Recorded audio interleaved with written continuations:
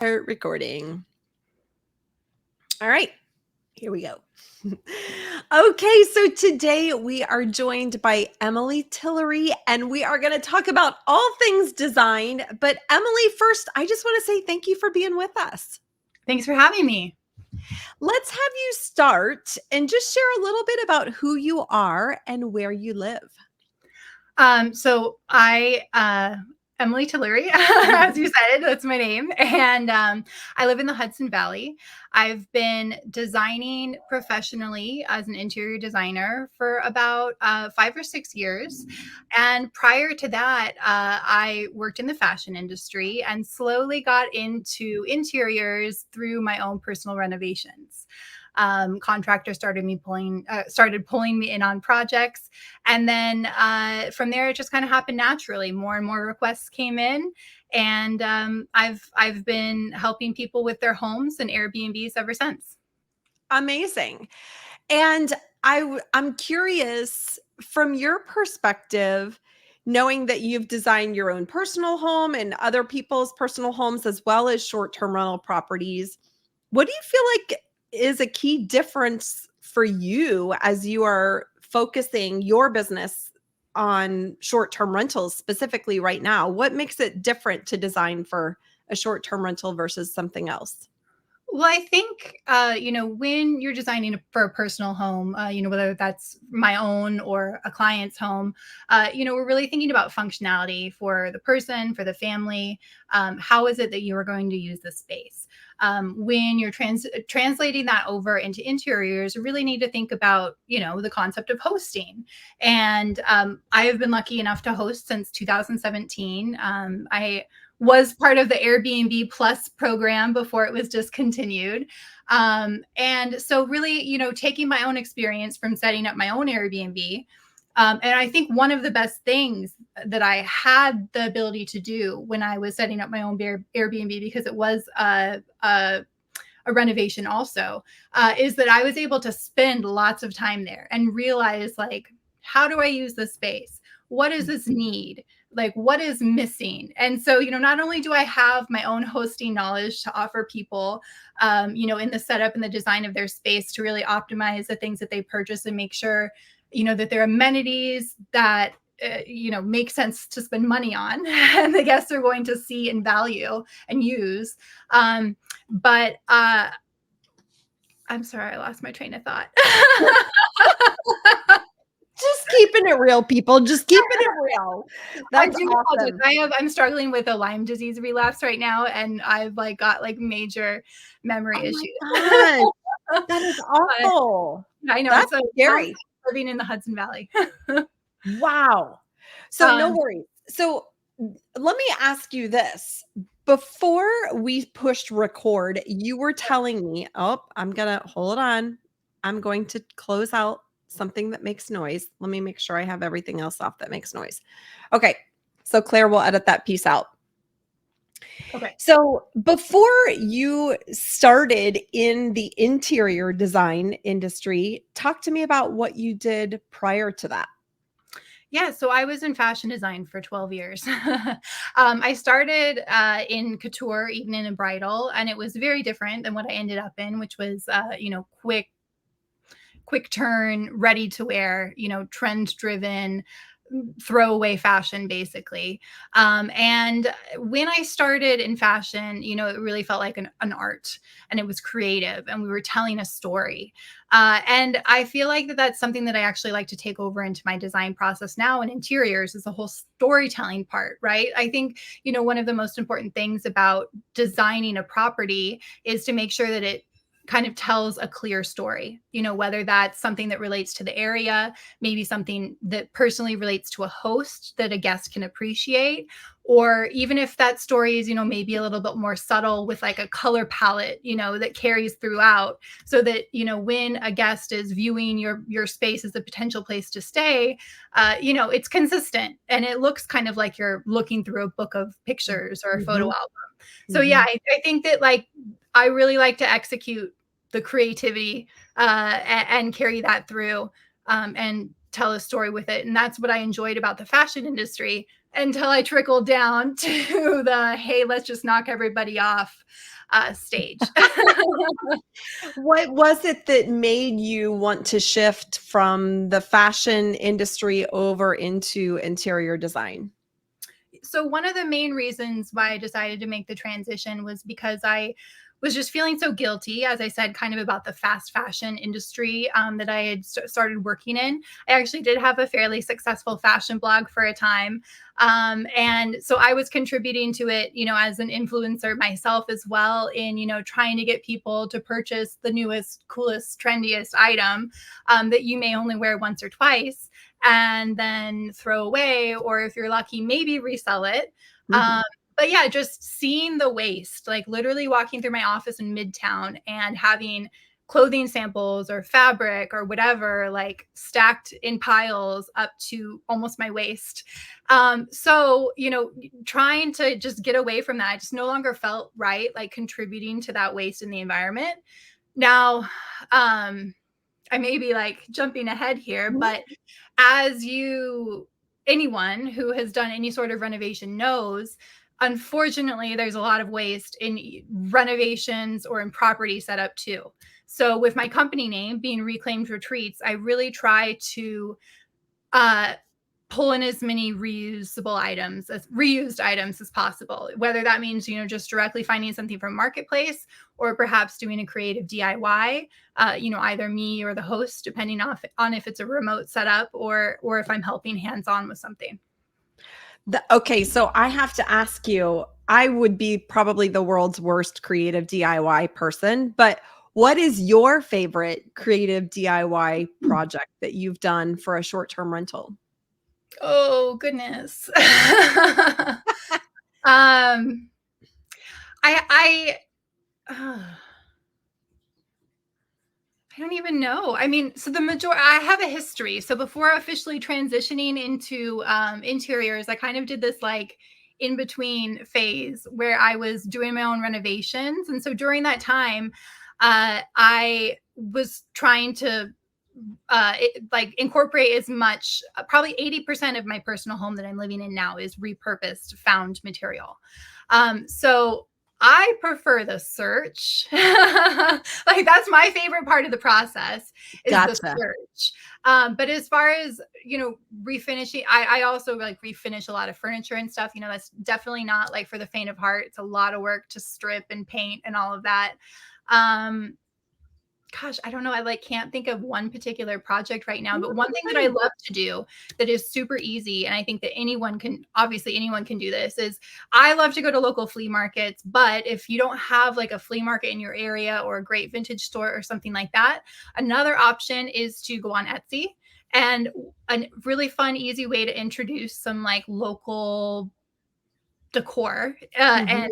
and theme into your rental is by, excuse me, using like postcards. So I'll put like postcards. It's hard to find the right size frame, but you can actually float them in a bigger frame. And if you can't find the right size mat, you can, use one of those clear on both sides floating frames. And Mhm. you can just kind of like create a whole gallery wall, even if your images are only, I think it's like 3.5 by 5 or 4 or something like that. Right. Even if your images are only that size, you can like create like a whole gallery wall with, original vintage postcard images, and by just like varying the size of the frame. Yeah, that So I is introduce such that into a lot of properties. that And I'm is always such searching. So if you need like your area, let me know because I love the you search. have a whole US map stash full of postcards. That's such a really brilliant and unique and simple idea all rolled up into one. I would have never thought of that. Um and I've never looked. I'm assuming you can go on Etsy and look for reclaimed postcards for your specific area. Is Totally. that right? So there are actually even some like specifically only postcard marketplaces. I think one of them is called, it's not on Etsy, but it's called like hippostcards.com or something like that. And you can find postcards from everywhere there. But yeah, I mean, honestly, just doing a quick search on eBay or on Etsy for your specific area. One of my favorites patterns that I like to do. And I've also encouraged a couple clients to maybe like hire a muralist or something to like kind of Mhm. blow it up and do it on their house, are those ones that are like welcome from, and then like the town name, and Mhm. just going like really bright and bold with those kinds of things. So for instance, I recently renovated a camper for one of my own properties, and I have kind of one postcard from each of the main places that I personally have lived.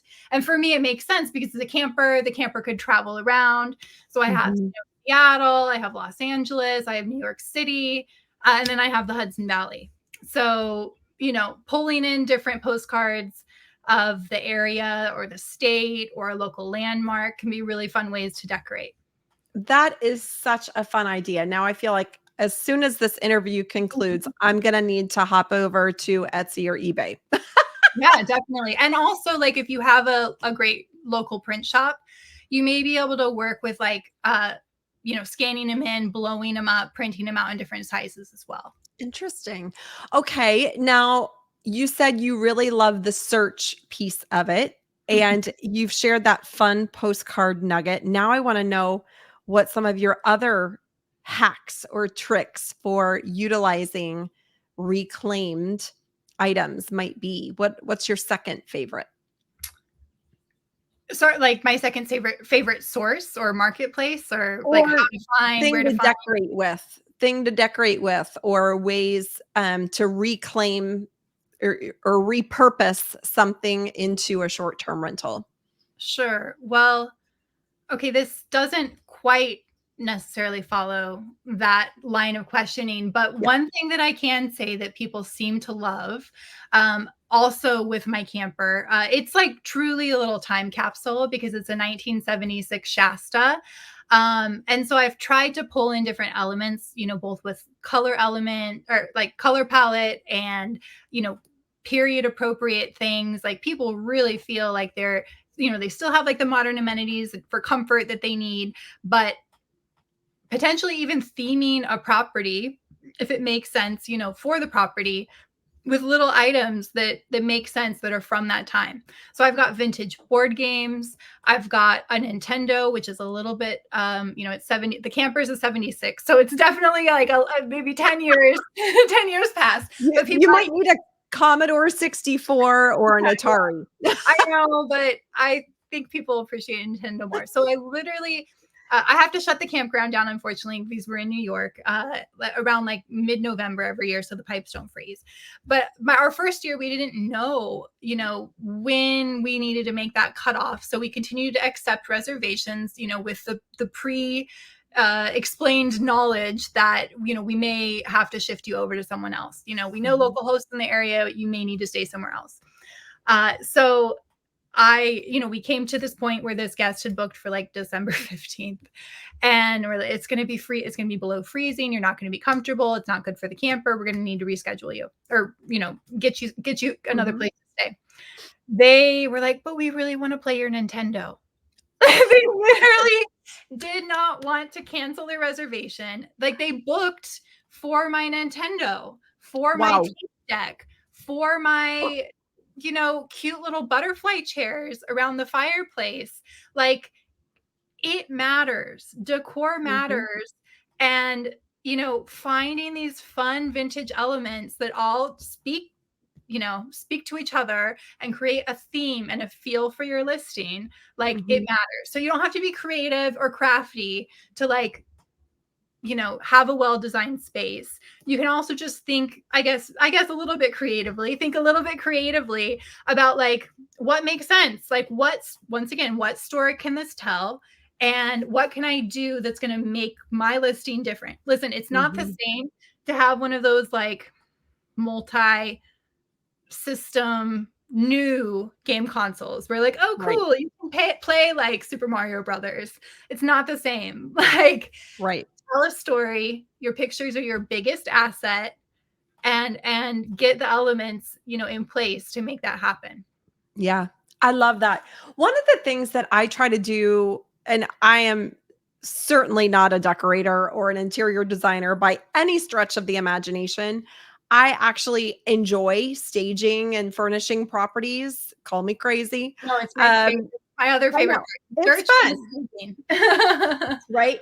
So, one of the things that I'm always trying to capture is artwork that somehow drives emotion. And I don't really know anything about how to, look at artwork. I try to gauge something that when I look at it, it invokes some sense of, ooh, that's really beautiful, or ooh, that makes me feel a certain way. And I see all of this abstract art that Mhm, goes in short-term rentals these mhm, days. And I'm just curious, for me, the super abstract art doesn't feel very warm and inviting. It feels mhm, a little bit cold. mhm. I'm curious, from your perspective as a designer, how much does artwork matter? And am I being too literal when I'm looking for artwork that somehow, some way invokes some emotion inside? No, I think artwork is really important, and but it is one of the hardest parts of the process, in my opinion. I did actually go to a recent design conference. It was more targeted towards, true, like residential design. However, a lot of the designers that were speaking on a particular panel spoke about actually starting with the artwork and designing Hmm. backwards from there. But so, like, I think I had explained before we started recording that I really like to find a piece, preferably a found repurposed piece, and design backwards from there. So, perhaps if you're going to be working on a project in the future, I mean, I unfortunately have a few sheds and storage units. But, it's like, if something does speak to you, an art piece does speak to you, even if you don't have a particular place for it, and, maybe it's a great deal, pick it up and save it for the future. And maybe that's the thing that's going to drive the direction for a future project. Um, Mhm. so yeah, I mean, one thing that I try to stay away at my rentals are, yes, artwork that brings emotion is great, but also artwork that makes people uncomfortable is not. Some Right. things, sometimes art can be like difficult to understand. Like a word art, for instance. I was working with a client who had this really weird word art that I like had no idea what the meaning was or who the quote was from. And I spent so much time on my initial walkthrough at the property like trying to figure out, like, who is this? What is this about? Should I know who this is? Should I know what this, like, I and then I did a call with them and they were like, "Oh yeah, well, pretty much anyone who knows, I think it was A Tribe Called Quest." They're like, "It's like a really famous quote." I'm like, "Oh, okay. Well," so then I'm like, "Okay." So it's like almost then as if I was the guest, I feel uncomfortable because I'm like thinking so much about like, what does this quote mean? Should I know what this means? Is this like Right. something personal to them? And now I feel like I'm intruding in their space. So you have Mhm. to be really careful with things that are personal for you. I think it can be nice to have like maybe one or two maximum personal photos in the house. And I'm talking like maybe a wedding from behind, like, I don't know, you're holding hands with your groom or something. Mhm. Like one or two personal photos, or like looking off over the edge on a hike in the area or something like that. That can help a Mhm. person connect with you, like a guest connect with you in a way that's not too personal or too uncomfortable. Definitely avoid like a wall of like Family photos. like avoid that for sure. But yeah, also avoid anything, maybe word art, that could be misinterpreted, or, like, I mean, a parent could have even like perhaps been like uncomfortable. Like, is this inappropriate? Should my kid know what this means? You know what I mean? So Right. just, you have to think about, and, like, probably not like a fun abstract nude or something. Like, I would probably avoid Right. that. Yeah. That would not be a good Another fit. thing too that is hard with, because I do a lot of mountain properties being in the Hudson Valley, a lot of cabins. I love them. I've had an increase in people comment about, like, even when we use a faux deer head, right? I Hmm. had a client who came back to me and said, "Can you believe this? This person asked me to take down my fake deer head." like, because they thought it was, I guess, so realistic that they Mhm. thought it was real and they were offended because they don't do animal products. So once again, thinking overall, like, could this hurt someone? Could this offend someone? Like, Right. could it cause bodily harm? Like, all of these different things you need to consider. And these are different things, for my own hosting experience, getting feedback from the properties that I've set up that I try and apply and take forward to all projects. So as regarding Mm. art, keep an eye out. If you know you've got a property, like, start collecting Yeah. the Yeah. properties that have come That's so fun. That's so fun. And yes, I definitely have picked up pieces in the past where for some reason I love that piece of art and I take it and I put it in a storage unit. And Mhm, then I get to go shopping inside my storage mhm, unit. mhm. That's fun. I love doing that as well. Definitely try and keep like a digital photo album of things that you Mhm. purchase. That's, one great thing, because stuff does get stored away and it's difficult to find. It can be difficult to find. So make sure that you have, a reference of what you are collecting I to love keep that. yourself organized. I love that. You also mentioned, finding things local to the area. And I'm curious from your perspective, for a lot of hosts, perhaps with vacation rentals specifically, they might be managing remotely. They might not be from the local area. Mhm. Do you have suggestions for ways they can get plugged in to found pieces from the local area? Um, well, you could definitely always reach out to someone like me to source for you. No, I mean, like I said, Etsy is great. I mean, once you do know what those attractions are, which is probably why a host is purchasing in the area, right? Is, they've maybe visited the area before, they know what local attractions are bringing people in. One thing that I do try and stay away from are things that are maybe too generic, right? Like, a lot of times you'll see maybe like the same standard, for instance, in my area, the Catskills print in like every house, right? So, also, don't just put a piece of art in a place because it, you know, is of the area. Like, it also needs to like Mhm, fit with the elements around it. Maybe it ties mhm. in with the color, or maybe it's a complete contrast so it really pops in the room. But like, don't just put stuff on the wall. Honestly, like, I'm more of a minimalist when it comes to art. Like, I don't Mm, feel like every surface needs something, especially if it's pointless. Like, don't just add clutter, add purposeful touches. Um, mhm, that there's a reason why you're adding it. It adds to the story of the space. mhm. But yeah, Etsy is a great resource. I'm constantly looking on Etsy. A lot of times, I'll be able to find items on there. Even some of like the more generic, like Society 6 or something like that, as far as art goes. Another thing, I like to decorate with object art a lot. You can see different properties in my portfolio where maybe instead of decorating with like a framed picture on the wall, I'll put up like 3 badminton rackets, or I'll put a couple of like fishing poles, like not functional fishing poles, but vintage fishing poles in an area. Or, like a coat rack with a pair of binoculars and a hat can help fill space in a photo shoot, but then be functional, for actual Mhm. people's items after the fact. So don't just worry about, also, like, for instance, you can cut up. Don't be afraid to like cut up books. If you have a great picture book or a coffee table book, especially maybe if you pick it up at like a Goodwill and the cover's, banged up or whatever, like, you can get some great art and some great prints out of a coffee table book. So, Huh. yeah. So just cut out a page and frame it. Yeah, definitely. Girlfriend, that is such a great idea. Because, I would have once never thought of that. gallery walls can be so great, right? And so you don't have to have this huge picture.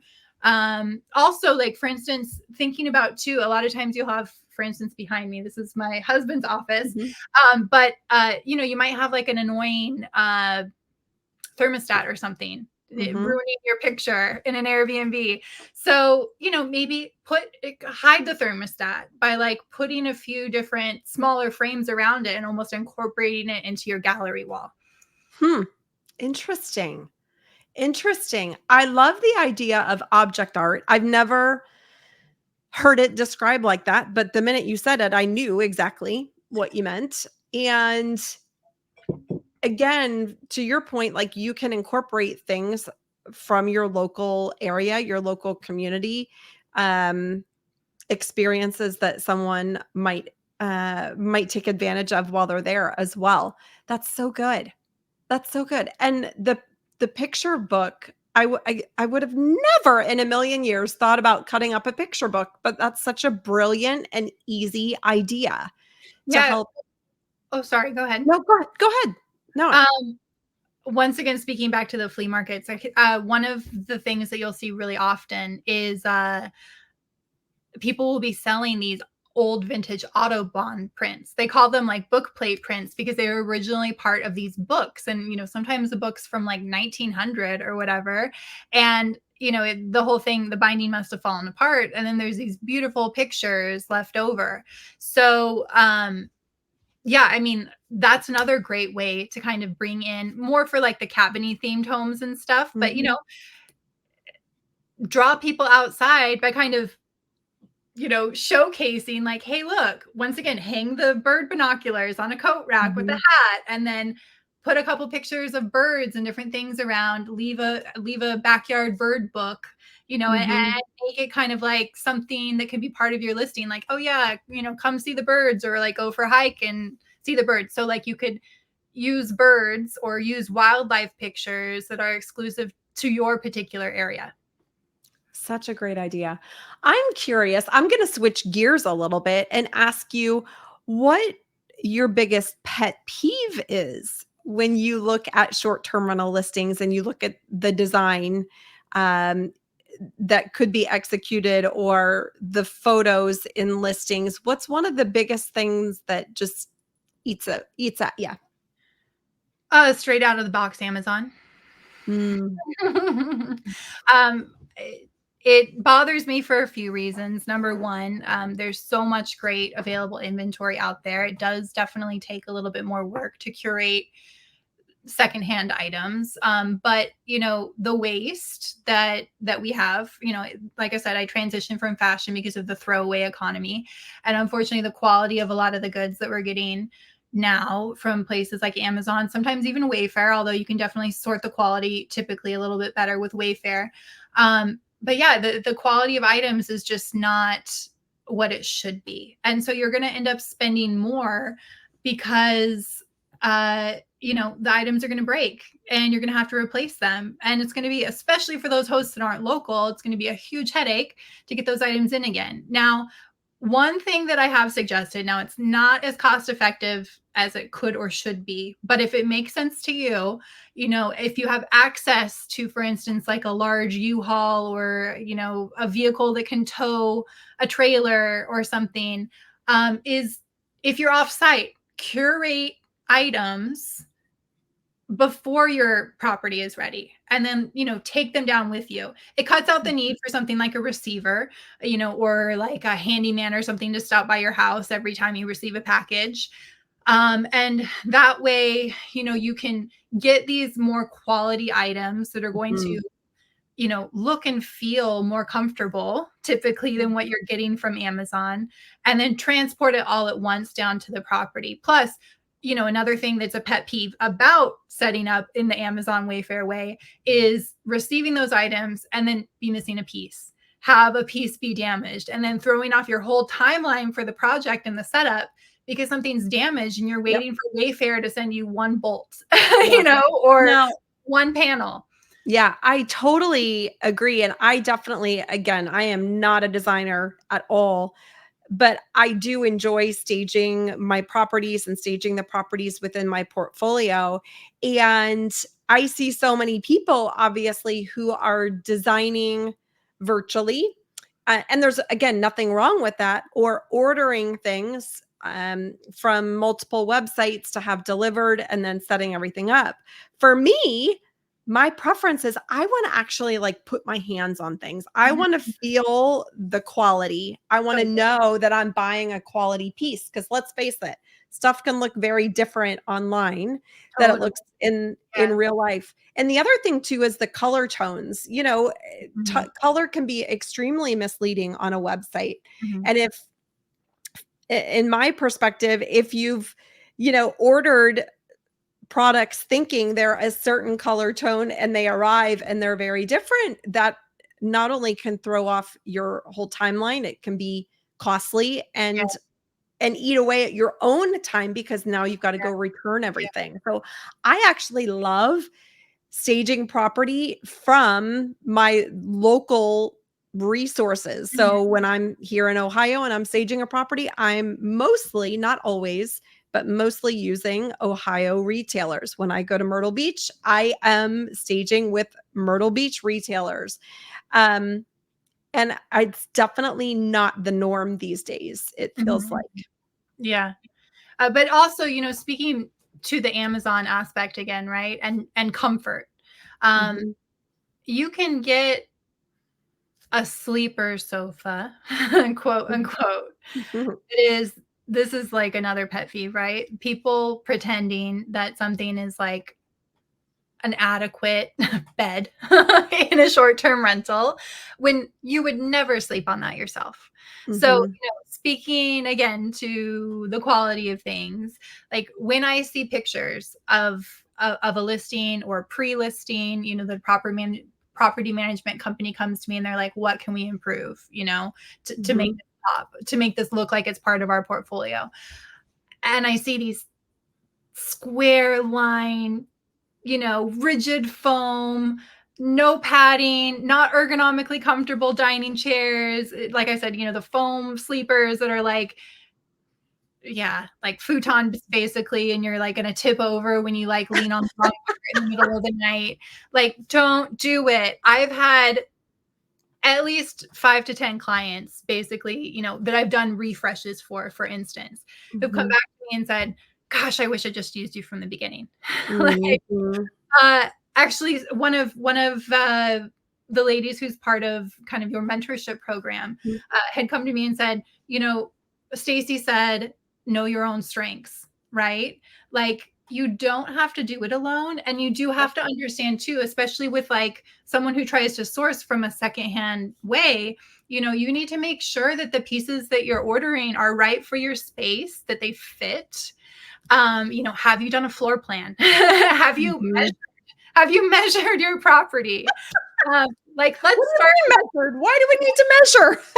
Um, so yeah, Amazon furniture basically that's really low quality, and then furniture that Yeah. doesn't fit. It's not Yeah. using the space properly, or even like furniture that could be so much more useful for your space. Like, hey, why Mhm. don't we do, a sectional sleeper here instead of like two awkwardly placed love seat sofas that like overlap and make it feel like it's too crowded in the room. You know, Yeah. making sure that you space plan and that you're investing in quality pieces. Yeah. You know what? That is such music to my ears that one of my accelerator members came to you and said, Stacey said, know your strengths, because that is something that I preach quite often. We all have strengths and weaknesses, every one of us, right? And so when we exploit our strengths, and I always share hide your weaknesses. I don't mean hide like sweep them under a rug and pretend like they don't exist. You hide your weaknesses by surrounding yourself with people whose strengths are your weaknesses, right? And so that's really cool that Mhm. that you shared that. Thank you for Yeah, that. and thank you too for telling your group that because, yeah, it was a great project to collaborate on. Amazing. Amazing. I'm curious.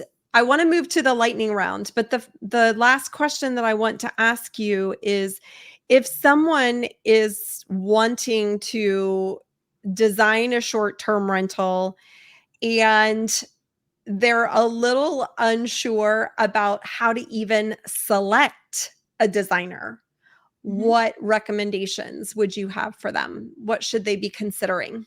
Well, I would definitely say try to work with someone that has hosting experience or has at least experience with designing multiple short-term rentals. I think we touched on it just briefly at the beginning, how, residential and short-term rental design are very different. Every piece that I'm putting into a short-term rental, I'm considering the functionality and how it apply, how it can add, check off a box, right, on the amenities list, and be functional and really part of the experience for a guest.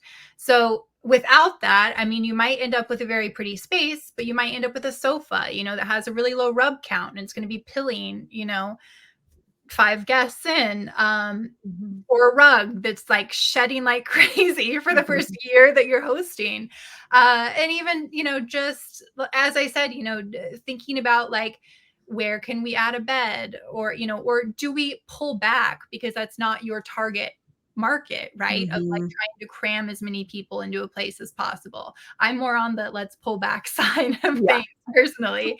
But yeah, definitely try and work with someone that has short-term rental experience. There's a lot of great groups, on Facebook that provide specifically short-term rental design experience. And also, make sure that you're checking references too, I would say. Mhm.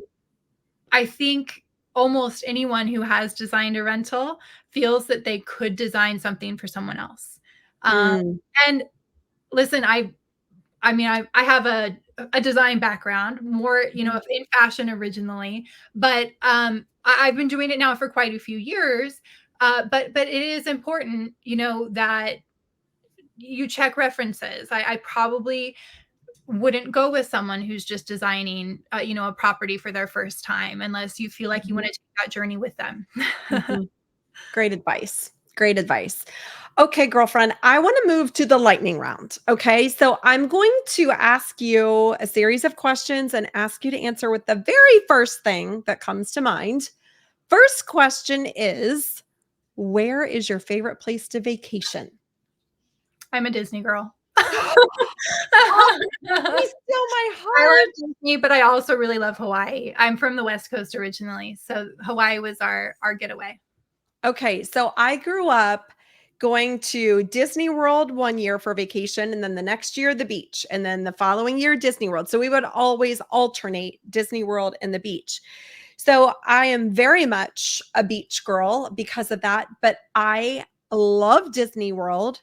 Are you a Disney World or Disneyland fan? I think I have more of a connection with Disneyland because we were West Coast, so we always would Mhm, go to Disneyland, and there's still different things that I love about Disneyland that I like miss when I go to Disney World now being on mhm. on the East Coast. Um, but yeah, I just love Disney, and I think like my husband hates it, and I think it's because he didn't have the childhood Mhm, memories of mhm, growing up with it. And so I just like remember back to like, oh my God, I loved this experience with my mhm. family as a kid. And I have such nostalgia that Yeah, I associate yeah, with it. yeah. Amazing. Do you have a favorite ride? I mean, honestly, I love like Peter Pan. And what I hate about Disney World is that the line is always so horrible for Peter Pan. I was just at Disney World in April, so not too many weeks ago, and I have to tell you, I I wanna say I don't know that the Peter Pan ride is there anymore. Okay, somebody fact check me. I don't It's, know if that's right. I didn't go on it, well, you but said Disney World, right? yeah, I was in Disney Yeah, World. it's there.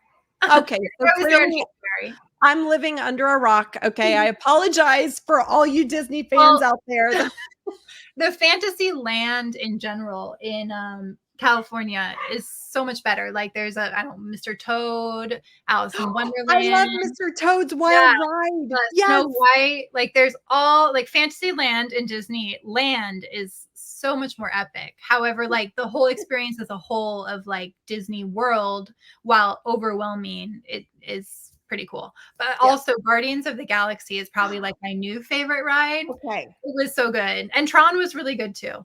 Okay, so I have to tell you this. So when we were there in April, we were trying to get on the Guardians of the Galaxy and Tron ride, and for anyone who's listening, I'm so sorry. We're going to just talk about Disney World rides for a hot second.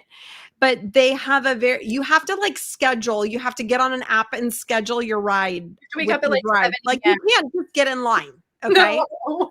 And I was so worried because we could not get into Tron. It was crazy town. And we finally were able to get in on the last day. Those two rides are the most amazing, incredible rides I have ever been on. And if you would have asked me, is it worth the wait, like to sit there and wait day after day after day to try to get on these rides? I would say yes. Like they are incredible.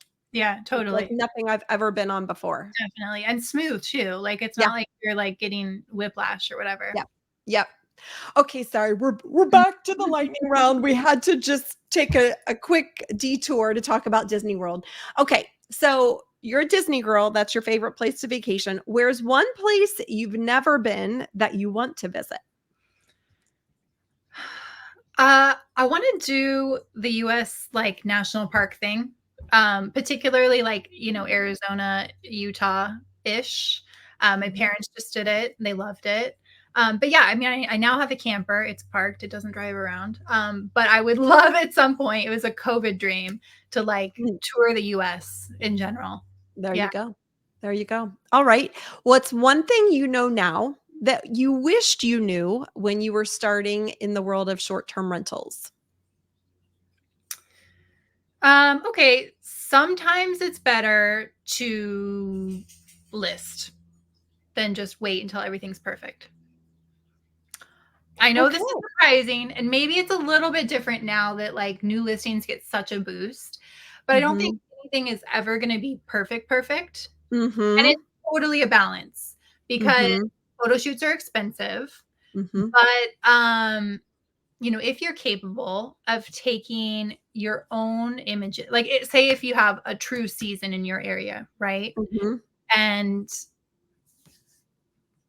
And like you're going to miss it if you wait until everything is absolutely perfect. Get it to a point that people will obviously be extremely comfortable and, have all the amenities that you need to have. But if a wall is not the right color or your picture is too dark or, small things, right? Yep. I'm not talking like your toilet doesn't flush properly. Right. I'm talking like small things of, being ultra critical with your space because you've been looking at it Yeah. for months on end. Like it's okay if your pictures aren't perfect. So Yeah. I guess I did kind of know this, but I actually didn't realize. Anyway, I posted like terrible dark outdoor iPhone photos for my first listing just to get it live because we were working on it so long. We had to leave the next day at like 7 a.m. in the morning to get back to work in the city. And so I took iPhone photos at like 8 p.m. at night. And this was like iPhone 6 at the time, Oh probably. my goodness. Yeah, but listen, now over like 700 reviews later, nobody knows what my pictures looked like when I first went live. And the other thing Mhm. is, this is a whole nother story, right? But we needed to get live before the end of the year because of tax purposes. So Mhm.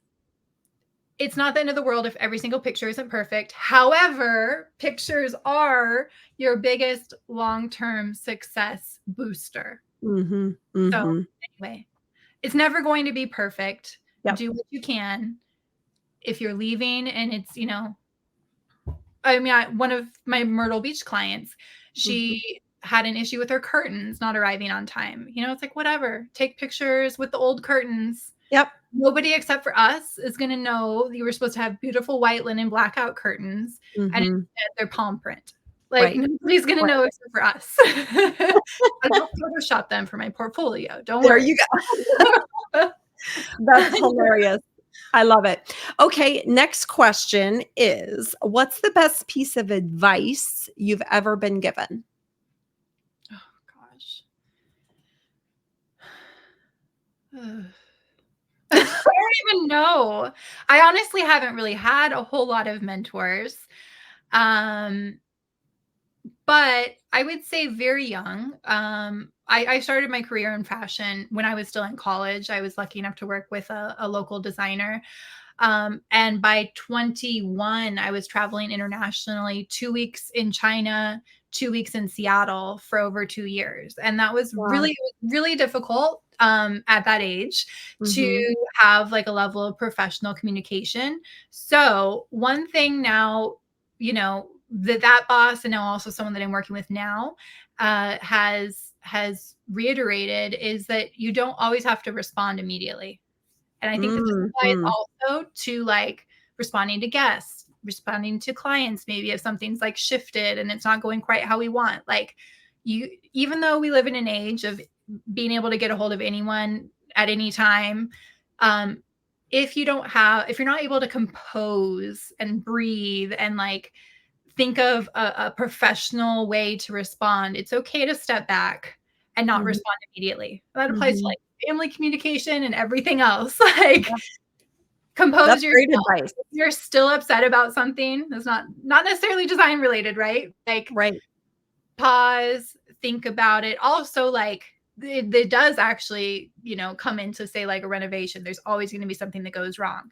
And instead of just like immediately pointing the finger and blaming your contractor, like stop, think about how you would want to like be treated if you were the Yeah. other person, and know that, the vendors that you're working with locally are like your biggest asset, your team, your cleaning team, your handyman, everything else. Like stop, think, respond.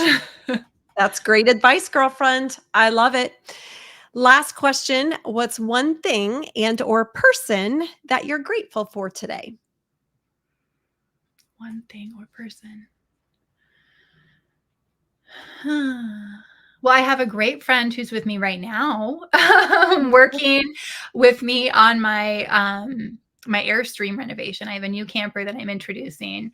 But yeah, I'm just really thankful for friends, family, that are willing to help me, Mhm. reach success. Um, Mhm.